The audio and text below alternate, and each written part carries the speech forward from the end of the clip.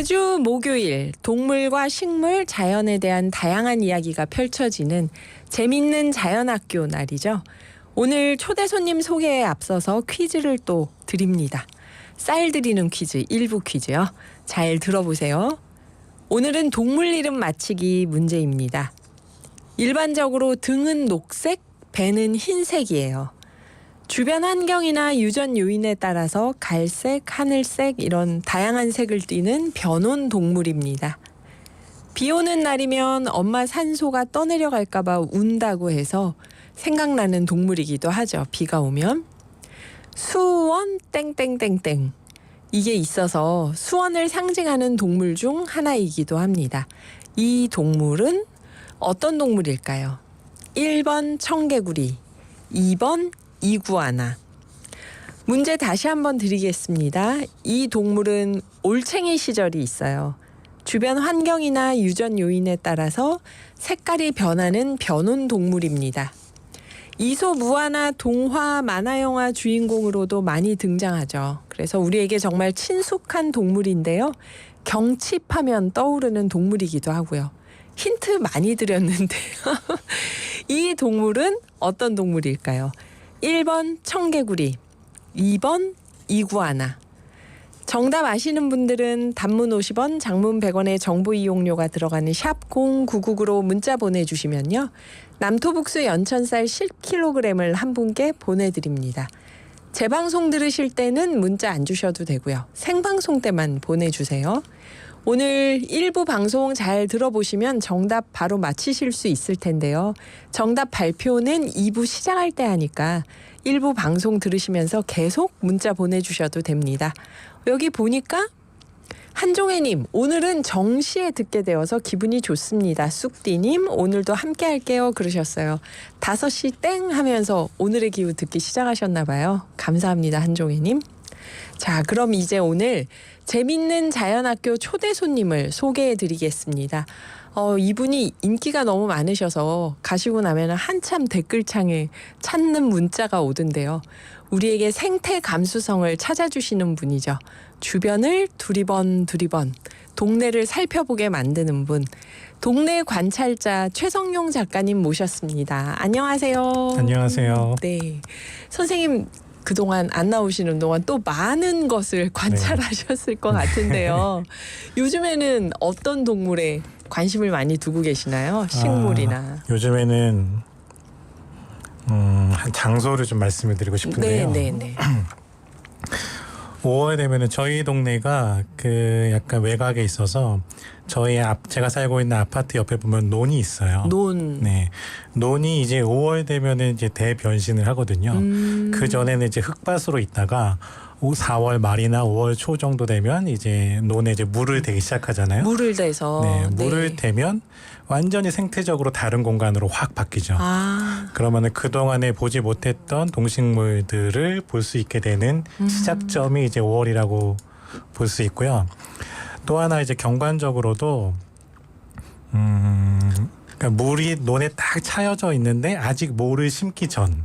아름다울 것 같아요. 그때를 제가 정말 제일 좋아하는 저희 동네 풍경이거든요. 그러면 동네 곳곳에 호수가 쫙 있는 것 같아요. 그렇겠네요. 네. 아직 모는 안 심고 그렇죠. 물만 된 논. 네, 그러니까 그 물이 얼마나 깊은지도 잘 보이지 않잖아요. 네. 그런 상황에서 이제 물이 동네 주변을 쫙 채우고 있으니까 갑자기 이제 호수 안에 있는 그런 동네가 된 듯한 느낌이 들어서 5월에 그 논에 물을 댄 풍경을 제가 굉장히 좋아하고요. 날씨도 딱 5월이고. 네. 그렇죠. 그리고 그때 되면 또 재밌는 게 농부들이 이제 논을 가려고 트랙터를 막 몰고 가잖아요. 네네. 그럼 온 동네 백로들이 다 와서 구경을 합니다. 진짜 농부들을 구경해요? 그 논에 갈면은 그 땅 속에 있었던 뭐 미꾸라지라든가 이런 것들이 막 나오잖아요. 네네. 근데 그거를 먹으려고 오는데 소문이 빠른가 봐요.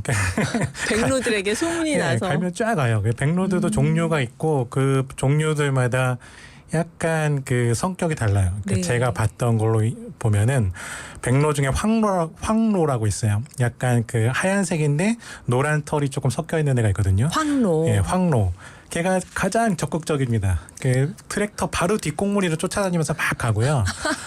그다음에 우리가 보통 백로라고 알고 있는 그냥 하얀색 네. 새들은 약간 이제 거리를 두고 점잖게. 예, 그러면서 조금씩 쫓아가고 백로 종류 중에 외가리라고 있어요. 네. 그 외가리는 약간 회색 빛이 도는 새거든요. 걔는 조금 멀리서 이제 점잖 떨면서 가만히 있다가 갑자기 뭐 슬금슬금 와서 하나 먹고 가고 뭐 이런 식으로 그렇게 모양들이 다 다르더라고요.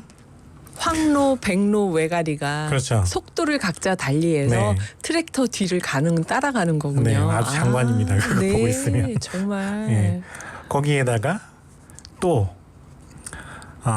꼬마 물대새라는 물대새가 있어요. 꼬마 물대새요. 예, 이름만 딱 들어도 굉장히 작을 것 같잖아요. 네, 네. 한 손바닥 크기 정도 될까요? 그 정도 되는 굉장히 작은 물대새인데 네. 여름철새예요. 그래서 여름에 우리나라로 날아오는데 저희 동네에도 매년 한 2쌍 정도 되는 꼬마 물대새가 오고요. 굉장히 작기 때문에 걔네들이 잘 보이지 않아요. 근데 이제 길을 그 논 옆을 걷다 보면 꼬마 물대새들 특유의 이제 휘파람 소리 같은 소리가 나요. 그럼 그 소리가 딱 나면은 논둑을 이렇게 쫙 살펴보면 그쪽에서 이제 꼬마 물대새들이 보이거든요. 그래서 저는 이렇게 늘 이렇게 5월 정도 되면 꼬마 물대새가 언제 올까? 보통 4월 말에서 5월 초 사이에 오거든요. 그렇게 걔네들을 이제 보는 재미가 또 하나가 있고, 마지막으로 오늘 이제 주제가 될 이제 개구리 얘기를 네. 좀 하려고 하는데요. 저희 동네에는 여러 개구리들이 있는데 그 중에서 가장 많은 건 청개구리. 청개구리요. 이 청개구리들도 참 기가 막혀요. 얘네들 원래 산에 살거든요. 그래서 산 속에 살다가 논에 물을 딱 대면 그 시기에 맞춰서 확 와요. 내려오는 거예요. 예, 내려와서 이제 거기서 짝짓기를 하고 번식을 하기 위해서 우는 거잖아요. 막 소리를 내서 울면은 수컷의 소리를 듣고 암컷이 와서 짝짓기를 하고 걔네들이 알을 낳는 거는 이제 물 속에다 알을 낳으니까 네. 논에 물이 찼을 때 오는 거죠. 근데 그런 것들도 이제 시기가 딱 변하면서 논에 어떻게 물이 차는 걸 알았는지 그리고 이제 논이라는 환경은 어떻게 보면 굉장히 약간 반은 인공적인 것 같고 반은 자연적인 것 같은 그렇네요. 환경이잖아요. 사람이 만들어가는 환경인데 그렇게 사람들이 변화를 주는 그런 환경에 백로들도 그렇고 뭐 꼬마 물대새도 그렇고 청개구리도 그렇고 같이 일종의 공진화를 하면서 어우러서 살아가고 있다라는 거를 요즘에 그런 걸 보고 있습니다. 선생님 이 말씀 들으면서 저희 청취자분들 중에서 예전에 농촌에서 살았거나 지금 살고 계시는 분들은 네. 마음이 뭉클할 것 같아요. 네. 옛날 고향 생각이 나면서 네. 5월에 논에 물을 댔는데 네. 아직 모내기 하기 전 네. 그때 이런 새나 개구리나 다들 모여가지고 네. 그 사람이 만들어 놓은 논인데 마치 자연 호수인 것처럼 네. 생태의 흐름에 조응을 하는 거군요. 네. 신기하다 진짜.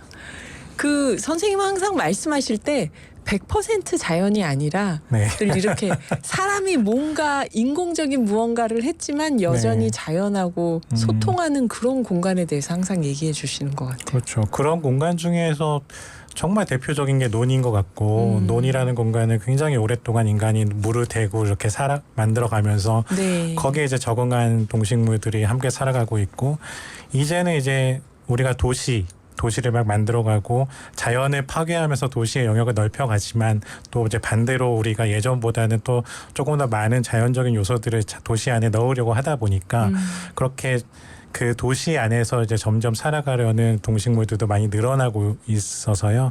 이제는 도시 생활에 이제 적응하는 그런 동식물들도 많이 볼 수 있는 상황이 된 거죠. 네. 여기 윤나무님이 꼬마 물대새는 머리가 하얗고 몸통은 회색이고 다리는 깁니다. 보고 관찰을 하셨나 봐요. 손바닥만한 물대새인데 대단하십니다. 개구리가 아까 이제 퀴즈 내면서 변온동물이다 그랬는데요. 네. 변온동물이라는 거는 체온이 바뀐다는 뜻인데 네. 사실 제가 이거 항온동물은 사람이고 변온동물은 양서류다 하면서 이게 뭐 그렇게 대단한 차이가 있는 건지 잘 모르겠어요. 그냥 좀 쉽게 생각하면은 네. 이렇게 뭔가 동물이 살아가려면 신진대사가 일어나야 되잖아요. 근데 온도가 너무 낮으면 그런 화학작용이나 이런 것들이 잘 일어나지 않기 때문에 네. 그런 그 온도를 일정 정도 유지해 주는 게 필요하죠. 인간 같은 이런 포유류들은 그렇게 내부적으로 계속 에너지를 쓰면서 일정한 체온을 만들어가는 그런 항온 동물인 거고, 변온 동물들은 온도가 너무 낮으면 거기에 맞춰서 이제 체온도 낮아지니까 그때는 이제 일반적인 활동을 하지 못하고 뭐 동면에 들어가거나 겨울잠을 이렇게 자든가. 있다가 이제 따뜻해지면 나와가지고 그 자연의 열로서 체온을 올리면서 생활을 할 수 있는 거죠. 그렇구나. 그 개구리도 종류가 다양하다고 하는데 네. 사실 저는 청개구리가 아닌 다른 개구리를 별로 본 적이 없는 것 같아요. 그래요? 청개구리도 많이 못 봤지만. 네. 그러니까 이게 조금 독특한 상황이죠. 왜 그러냐면 네. 참개구리라고 있어요. 참개구리. 참개구리. 보통은 이름에 참자 들어가는 게 가장 흔하고 많이 보이는 거거든요. 진짜 개구리란 뜻이네요. 그렇죠. 예. 그 참개구리가 정말 많이 줄었어요. 그 청개구리는 다들 아시겠지만 뭐 한 손가락 한 마디 정도 될까요? 굉장히 작은 네. 개구리고, 청개구리는 주먹보다 조금 작은 정도? 네, 이제 큰 크기를 가지고 있는데 참개구리 개체 수가 많이 좀 줄었죠. 그리고 이제 보통 그래서 개구리 하면 사람들이 생각하는 게 참개구리, 청개구리, 뭐 무단개구리. 무단개구리 혹시 못 보셨어요? 그 도감에서 사진만 봤습니다. 무단개구리 이제 어렸을 때 이제 산에 많이 가셨던 분들은 네. 약간 알록달록하고 이름에 이제 무당이라는 게 붙으면 보통 게 빨갛고 검정색의 알록달록한, 어떤 네. 점이 박혀 있는 거를 이제 무당이 많이 붙는데 그 제가 지난번에 무당거미 얘기도 한번 네, 했었잖아요. 네. 그런 식으로 이제 이름에 이제 무엇이 붙느냐가 그 개체 그 종이 어떤 모습을 하고 있는지를 좀 그 유추할 수 있게끔 만들어줘요.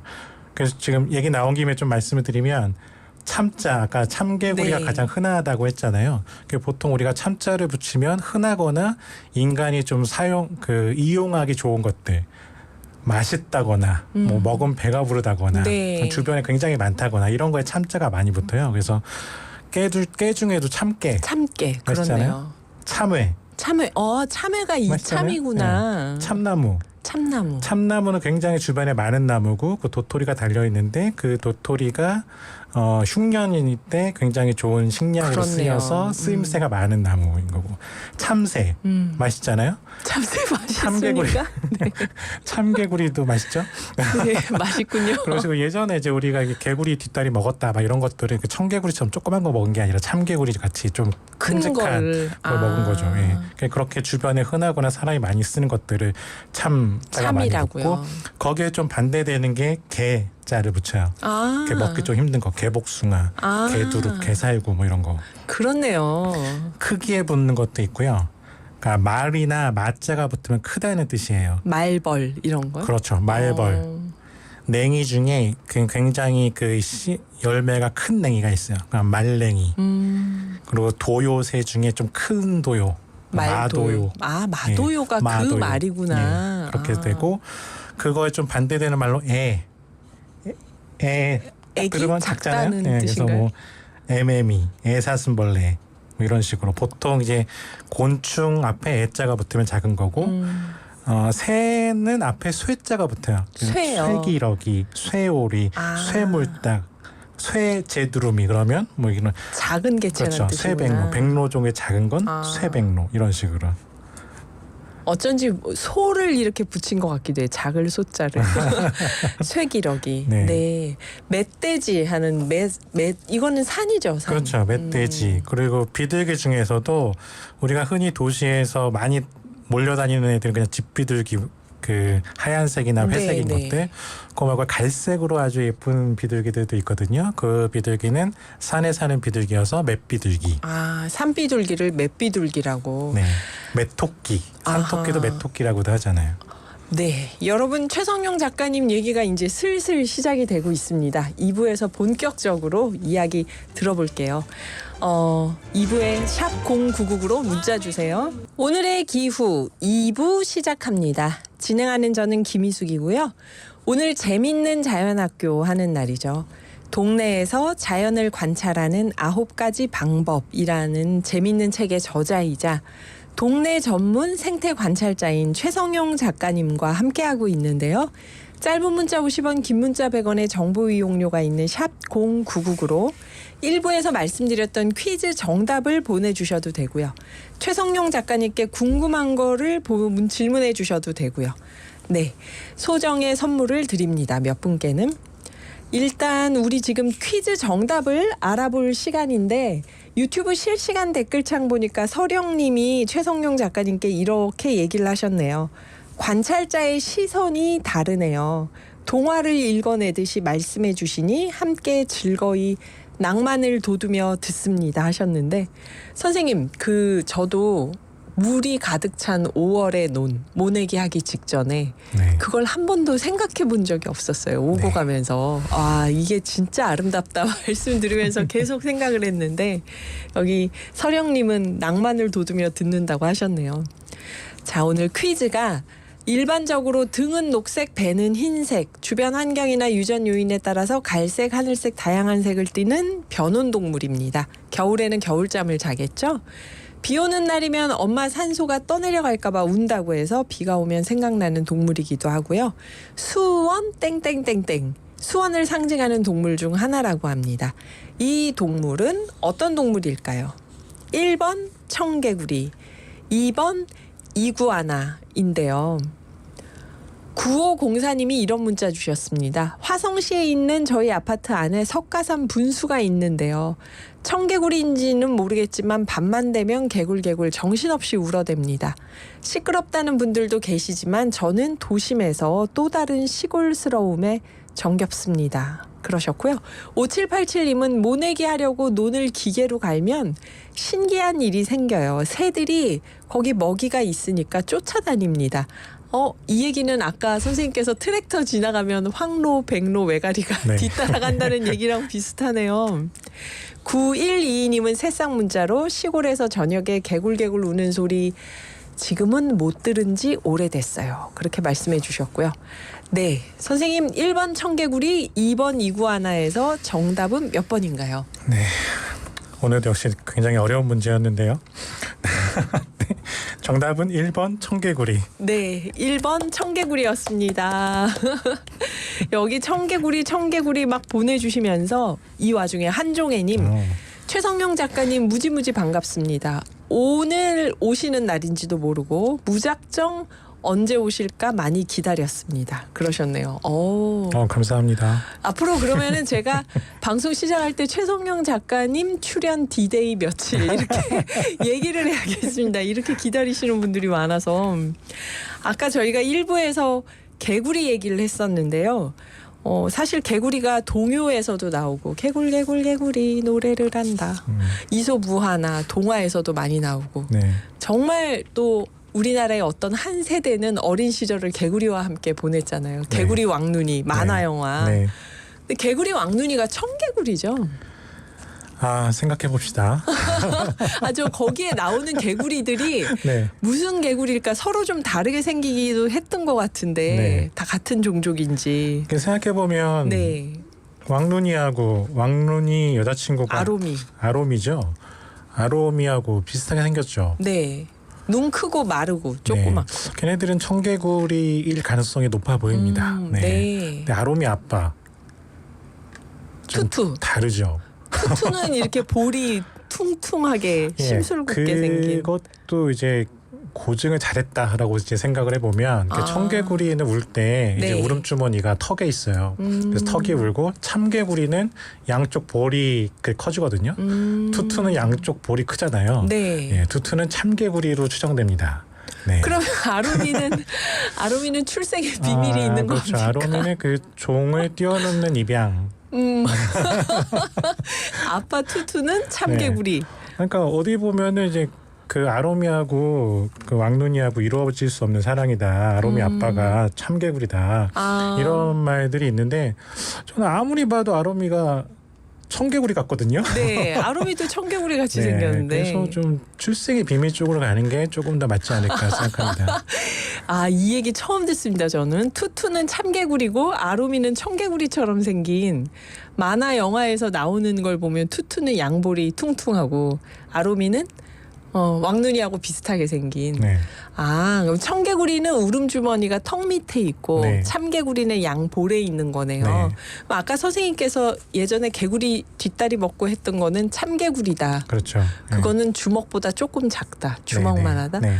어휴, 그렇게 큰 개구리는 정말 본 적이 없어요. 참개구리가 지금 본지 오래입니다 하려고 했더니 1805님이 청개구리 본지도 오래입니다 라고 보내주셨네요. 아, 논이 있으면 정말 많은데 아직 청개구리는 아직 많이 있긴 있어요. 네, 노네요. 네. 그러니까 습지나 논을 자꾸 없애니까 그렇죠. 또 보기가 네. 어려운 거겠죠. 그러면 수원 청개구리 이거는 청개구리하고 또 다르게 생긴 건가요? 그렇죠. 이제 같은 청개구리 속, 그러니까 굉장히 가까운 사이이긴 한데, 네, 그냥 수원 청개구리는 일반 청개구리보다 크기가 약간 작고 더 작아요. 머리 끝이 약간 뾰족하다라고 제가 말씀을 드리니까 제가 꼭 본 것 같죠? 아, 못 보셨나요? 저도 본 적이 없고요. 아, 제가 네. 보면 구별할 수 있을까요? 아, 너무 비슷하게 생겼어요. 아, 진짜요? 네, 너무 비슷하게 생겨서 저는 네. 구별을 못하고 본 적도 없고, 근데 이게 한 1970년대 정도에 수원에서 처음 발견이 됐다고 해서 이름이 수원 청개구리라는 청개구리. 이름이 붙었는데, 네. 그 종이 다르다라는 거는 이제 그 짝짓기가 가능하냐, 그 짝짓기를 해서 새끼를 낳을 수 있느냐, 거기 하나 더해서 그 새끼가 생식 능력이 있느냐. 그러니까 예를 들면 호랑이랑 사자랑 짝짓기해서 뭐 라이거 이런 거 나오잖아요. 네. 그런데 그 라이거는 생식 능력이 없어요. 아하, 그래서 그렇죠. 호랑이하고 사자는 같은 종이 아니거든요. 그러니까 그런 식으로 이제 생각을 해보면 수원 청개구리하고 청개구리가 약간 생긴 것도 다르고 서로 이제 그 번식하기가 이제 어렵고 울음소리도 다르죠. 그러니까 개구리들이 우는 거는 같은 종의 암컷을 부르기 위해서 우는 거니까 그 소리가 다른 것들을 보고 그래서 이게 다른 종이다라고 이제 판명이 난 거죠. 수원 청개구리요. 네. 와, 이거 신기하네요. 정말 비슷할 것 같은데 종이 다르다는 게 생식이 불가능한. 그렇죠.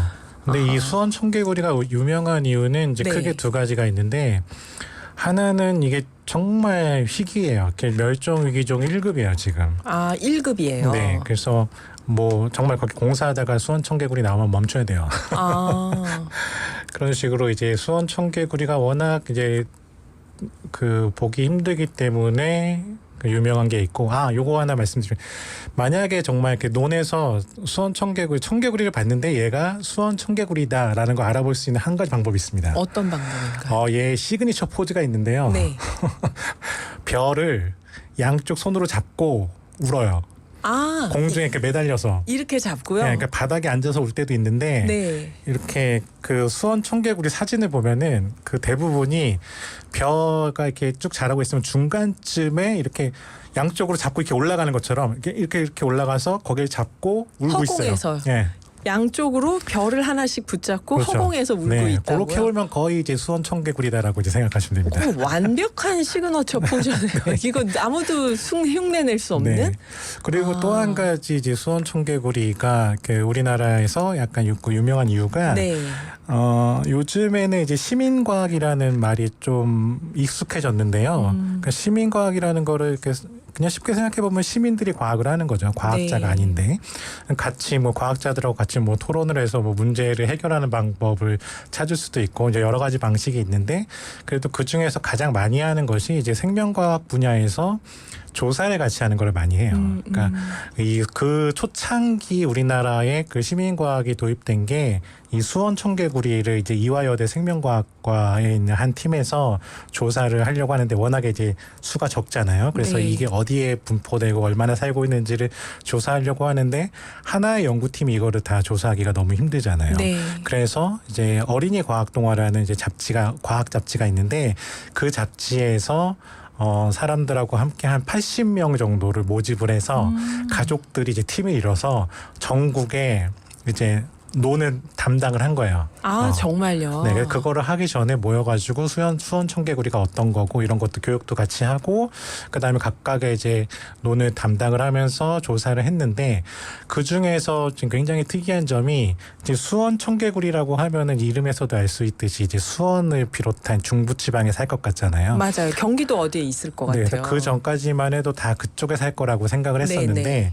요 이제 시민분 중에 한 분이 전북 익산 지역에서 원래 자기가 담당하는 논이 있었는데 거기서 아무리 봐도 뭐가 안 나와가지고 에이 그냥 동네나 보자 그러고서 본인이 살고 있는 동네를 갔다가 뭔가 이제 울음소리가 좀 특이한 것 같아서 그거를 이 이화여대 팀에다 보냈더니 이건 수원 청개구리가 맞는 것 같다 해가지고 다 같이 내려와서 조사를 해서 발견을 하고 그게 국제학술 논문지에 실렸어요. 오, 시민과학으로 네. 국제학술지까지. 네. 그래서 요즘에는 시민과학의 조류 새 분야에서 많이 하는데요. 네. 그래서 전국적으로 새들이 얼마나 많이 살고 있고 그런 것들을 굉장히 많은 그 시민들이 역할을 조금 하고 있습니다. 요즘에는. 네.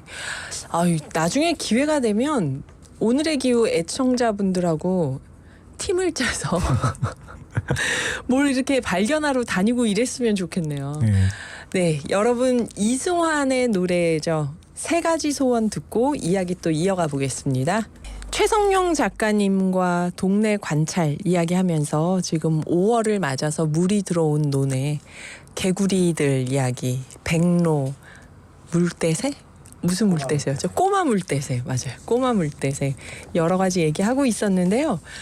유튜브 실시간 댓글창에 서령님이 최성용 작가님 매해 뵐 때마다 눈앞에 자연이 펼쳐지는 듯 설명해 주시면서 미소와 개구장이 같은 웃음을 머금으며 자근자근 재미나게 풀어주시니 이분은 참으로 행복한 피터팬이시구나 합니다. 이렇게 칭찬을 들으시면 댁으로 돌아가실 때 기분이 좋으시겠어요? 그러면서 참 관찰자시구나 하게 됩니다. 그러는 거예요. 그러면은 관찰자도 참 관찰자가 있고 개 관찰자가 있는 건가요? 쇠 관찰자, 맷 관찰자 이렇게 되나요? 그래서 어떤 어린 시절 보내셨는지 지금의 길을 어떻게 가시게 됐는지 얘기 들어보고 싶습니다 하셨는데요. 오늘의 기후 영상에서 유튜브에서 최성용 작가님이 처음 나타나셨을 때 영상에 이 얘기가 좀 나오긴 하는데 뜻밖에도 완전히 100% 도시 어린이십니다. 도시 어린이. 다음에 요 계기를 또 다시 한번 여쭤볼게요. 그 서령님이 만약에 어린애들이 시골 할아버지 댁에 갔다가 아이 한번 키워봐야지 하면서 올챙이 담긴 물 한 동이를 올챙이가 있는 물을 한 동이 담아서 다른 지역으로 들고 갔다면 생태계 환경 이동이 생기는 건가요? 이런 질문을 해주셨어요. 이동이 생기는 거는 맞죠. 그런데 그 우리나라 어지간한 곳에 사는 개구리들은 우리나라 어지간한 곳에 다 살기 때문에요. 그렇네요. 네, 그냥 그 선생님께서 버스 타고 이동하시는 것과 비슷한 정도이지 않을까 싶습니다. 네, 우리가 막 그렇게 큰 나라는 아니어서. 근데 이런 거는 있어요. 네. 그 공사하다가 네. 예를 들면 맹꽁이나 금개구리 같이 멸종위기 귀종 나왔을 때 그들을 보존하는 방식 중에 하나로 대체 서식지를 많이 만들거든요. 네. 그 대체 서식지를 만들어서 거기에다가 그 전에 살고 있던 애들을 이렇게 한 마리씩 다 잡아가지고 그쪽으로 옮기는 경우가 요즘엔 거의 그런 식으로 아파트 하는데 짓다가 나오면. 네, 그 생존율이 굉장히 낮다고 합니다. 정말요? 네, 그래서 이제 거기 그 선생님 말씀하신 거를 조금 빗대서 얘기를 해보면 옮겨서 그쪽에서 이제 그쪽 환경을 해칠까라고 생각하는 것보다 그쪽 가서 다 죽지는 않을까라고 생각하시는 게 더 현실적이죠. 그렇구나. 네. 그 마치 어린이들을 이사를 막 여기저기 데리고 다니면서 보호자가 잘 없는 그런 느낌이 드는데요. 그렇게 동물들을 옮길 때 또 유튜브 실시간 댓글창에 그런 얘기 나왔어요. 저희 개구리 얘기만 나오면 항상 나오는 얘기입니다, 선생님. 네. 황소개구리. 네. 황소개구리가 생태계를 해치는데 어떻게 해야 됩니까? 이 황소개구리를 잡아서 막 해칠 수도 없는 거잖아요. 이건 어떤 건가요? 그렇게 했었죠 예전에는. 예전에. 그 처음에 이제 식용으로 들어왔다가 이제 그 탈출했잖아요. 아, 황소개구리가 식용으로 들어왔었나요? 예, 워낙 어머나. 크니까 식용으로 들어왔다가 이제 뭐 맛이 없었는지 어쨌는지 아무튼 집을 나가고 싶었는지 이제 야생으로 갔죠. 네. 이제 갔는데 이제 외래종들이 이제 국경을 넘어서 우리나라로 오는 경로가 이제 크게 이런 식으로 뭐 키우려고 먹으려고 갖고 왔다가 야생으로 나가는 경우가 있고 네. 아니면 항구에 뭐 배에 묻어서 온다거나 이런 식의 경로들이 있는데 어쨌든 낯선 환경에 낯선 동식물이 왔다라는 거는 뭔가 거기에 이제 교란이 생길 수밖에 없겠죠. 근데 우선적으로는 그곳에 원래 살던 애들이 그곳에 더 잘 살 가능성이 높겠죠. 네, 그러니까 네. 외국에서 온 애들은 더 못 살 가능성이 더 많은데 개 중에는 이제 천적이 없고 뭐 하다 보니까 막 왕성하게 살아가는 녀석들이 있는 거고 그래서 이제 황소개구리들이 천적이 없어서 처음에 그 토종 물고기들도 다 잡아먹고 그런다고 해서 황소개구리 퇴치하려고 많이 잡았죠. 지금도 분명히 걔네들이 그 물고기를 먹고 살고 네. 할 텐데요. 근데 그렇게 황소개구리가 우리나라에 퍼진 지도 벌써 한 30년 이상 됐기 때문에 아, 그렇네요. 네, 그 와중에 이제 많이 다른 동물들도 적응을 했을 거고요. 외가리 입장에서는 황소개구리 한 마리 먹으면 아주 든든하겠죠. 처음에 왔을 때는 이제 낯설고 하니까 안 먹다가 네. 조금 시간이 지나면은 그 나름대로 이제 생태계에서 균형을 찾는 경우들이 굉장히 많아요. 아, 그 예를 들면 꽃매미라고 혹시 아실지 모르겠는데 2005, 6년 정도에 우리나라에 굉장히 작은 매미 종류이긴 한데요. 날개를 피면 이제 빨간색 속살이 있는 매미예요. 근데 걔가 식물들을 많이 죽이죠. 식물의 즙을 빨아먹고 해서 굉장히 문제가 됐었는데 네. 그 빨간색 속살 이런 것 때문에 다른 동물들이 안 먹고 있다가 다른 동물들이 이제 적응을 하기 시작하면서 새도 먹고 거미도 먹고 이런 식으로 해서 그 완전히 그 뒤덮을 것 같던 기세가 확 꺾이고 이제 그 생태계 일원으로서 이제 살아가고 있는 거고요. 아, 그러니까 낯선 게 들어오면 처음에 다들 안 먹는구나 이게. 그렇죠. 당황스러우니까. 식물로 한번 얘기를 해보면 네. 식물도 처음 들어왔을 때 우리가 외래종이라고 하잖아요. 네, 네. 근데 그게 오래 살면은 귀화식물이라고 얘기를 해요. 그러니까 우리 토끼풀, 네. 달맞이꽃, 아, 그게 원래 우리 토종이 아니었나요? 네. 아. 토종 같죠, 근데? 네, 네. 네, 같이 살고 있습니다. 그렇구나. 그러면은 어느 순간 생태계 균형이 스스로 맞춰져서 네. 익숙해지니까 잡아먹는 다른 동물들이 또 생기는 거고. 네. 아하. 신기하네요, 여러분. 그쵸? 최성용 작가님 얘기 듣고 나면은 확실히 좀 주변을 관찰해 봐야겠다 그런 생각이 들잖아요. 그 5월의 여왕 장미꽃 얘기를 네. 하는데 네. 한 시간이 3분 정도 남았는데 선생님이 장미에 대해서도 오늘 조금 얘기를 해주시고 가면 어떨까요?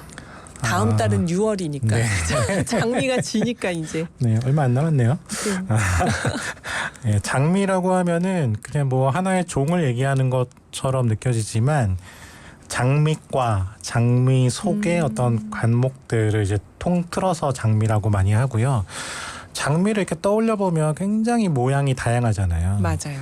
그러니까 굉장히 오랫동안 수백 년, 뭐 천년 넘게 그 원예종으로 우리가 이제 가꾸다 보니 굉장히 다양한 품종들이 생겨나고 네. 그래서 이게 무슨 장미인지 이제 알아볼 수 없을 정도로 수천 가지 종류의 장미들이 이제 살고 있다라고 이제 생각을 하시면 되고요.